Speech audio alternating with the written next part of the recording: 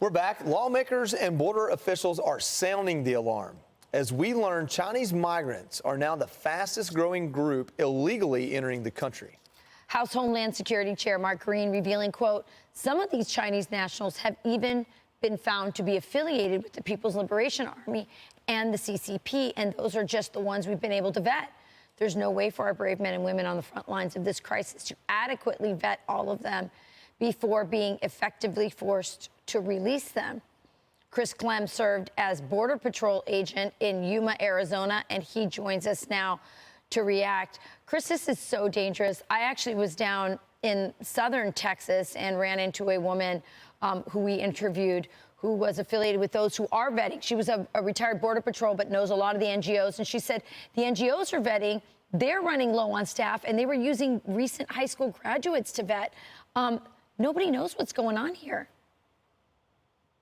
Well, let me tell you, good morning, and thanks for having me on. I spent 27 and a half years as a Border Patrol agent. The last few years as the Chief Patrol Agent in Yuma, and we were ground zero for everything going wrong with the border security and immigration crisis.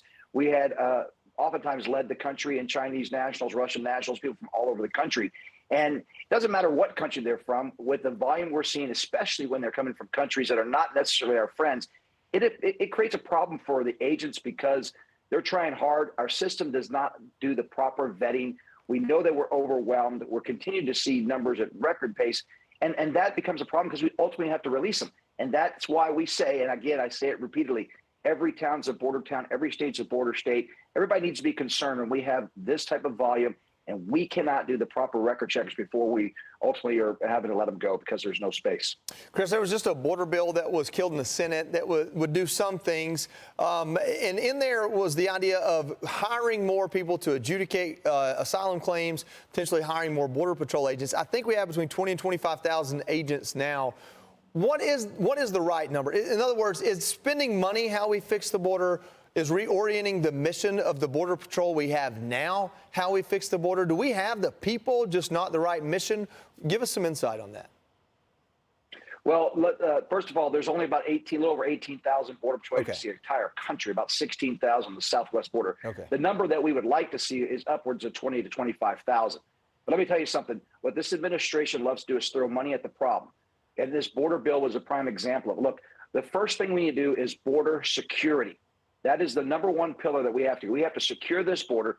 Then we can talk about, other legal pathways, which are very important, attracting and attaining the best. But look, we can't just bail water out. We have got to fix the lead, and I don't believe we need to remove the boat out of the water. We need border security. That's most important.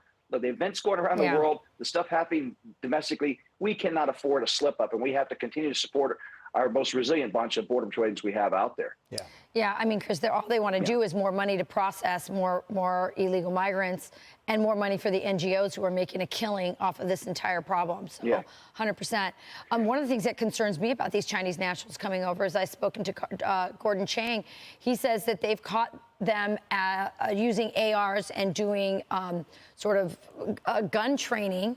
So, I mean, obviously these young men are not illegal migrants looking for an economic, better way of life.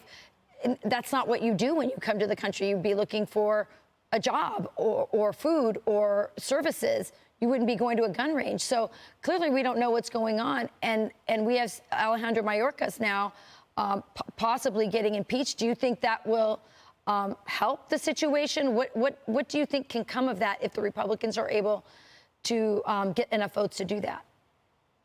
Well, my response to your first point about the type of people coming over, that is exactly why we must detain everybody we take into custody until we know with no uncertainty who they are, what they are, who their sponsors are, and what their intentions are, if we're not removing them very swiftly. So if we're going to detain them or keep them in here and let them go, we need to know and hold them long enough to know everything. As far as impeachment, look, let it run its course. It's an opportunity for the House, in this case, to archive every reason why they've continued to do what they've done out of this administration and the border. And if the Senate takes it up, let the Secretary and the White House defend their actions that have created this calamity that's been going on for the last 3+ years. it'll be archived. The American people will see it. It'll be on full display. Let them make that decision. Chris, thank you so much for joining us. I love the notion of letting them defend their record. Unfortunately, they live in a different reality and do it every day for some reason. Yeah. Thank you for joining us. That's true. Thanks, Chris. I'm Steve Ducey. I'm Brian Kilmeade. And I'm Ainsley Earhart. And click here to subscribe to the Fox News YouTube page to catch our hottest interviews and most compelling analysis.